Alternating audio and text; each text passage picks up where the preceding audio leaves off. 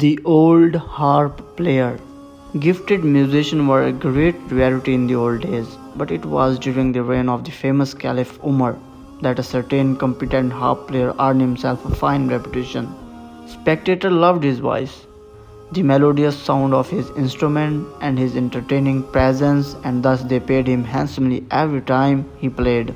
The years passed quickly, the musician aged, and his voice lost its sweet timbre.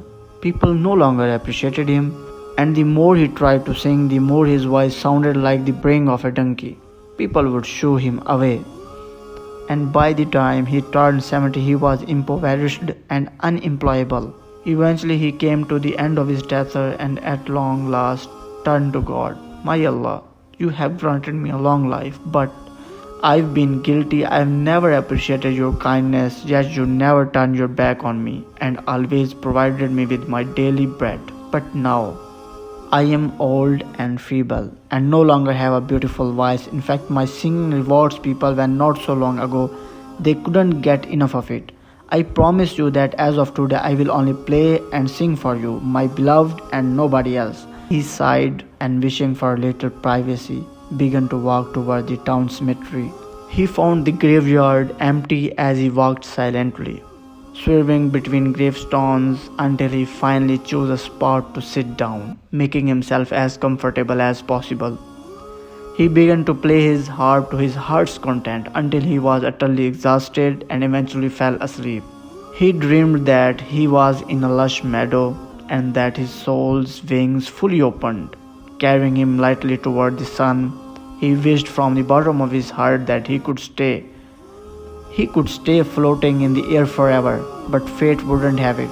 As his time on earth was not yet up, at that very same moment, Caliph Umer was in his palace. Uncharacteristically fell asleep in the middle of the day and had a dream in which God instructed him as follows: Umer, it's time to tend to my special subject. You can find him asleep among the gravestones. Take 700 dinars from the public funds that you could collect on my behalf and take them to him as his wages.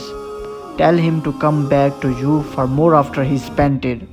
Umar woke up with trepidation, grasping the urgency of his dream. He quickly ran to the graveyard and searched, but couldn't only find an old man asleep by a grave, with an ancient harp by his side. At first, he wasn't convinced that this could be a God's special subject, so he searched further. But to no avail, at last he concluded that the harp player must be the man he was sent to find.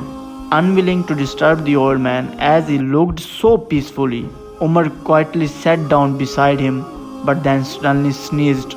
The old man woke up with a fright and noticed the regal person sitting next to him. His heart in his mouth, he began to beg God to save him from what he thought was the angel of death. Amused, Umar told him gently, "No need to fear me, dear one. I have brought you good tidings. In fact, Allah has greatly praised you and has asked me to pass on His blessings. He has also sent you 700 dinars from your overdue wages. When you have spent it, you are to come back to me for more." The old musician couldn't believe his ears and became even more distraught than before. Agitated, he let out a heart-wrenching cry, tore off his tattered shirt, and greatly addled bit into his own hand. "One and only Allah, you have shamed me into nothingness," he sobbed as he stood up and rambled aimlessly through the graveyard. In due time, he stumbled back to find Umar and his harp still in the same spot as before. He picked up his precious instrument and in one quick strike shattered it against a nearby gravestone, destroying his only source of livelihood. "You have been the veil between God and me," he blamed the harp. "You are responsible for leading me astray from his altar for almost 70 years. You have sucked my blood and made me shamefaced before my Creator," he said as he bashed the harp again and again, reducing it to insignificant slivers of wood. "I beg your forgiveness, my God," he continued. "I have sinned throughout this long life that you have gifted me. I've spent it singing and playing music, forgetting the pain of being separated from you. And I and no one else am the cause of my guilt and shame," he confessed. Please save me from myself. For my enemy is within me, closer to me than my own pathetic soul. Umer comforted the agitated man, telling him that he must let go of his past as well as future, for he was still entangled between them. That meant that he was not yet one with God and hadn't yet put his full trust in the Creator. As they listened to Umer's wise words, the old musician felt a purer light rising in his heart, enveloping his body and soul.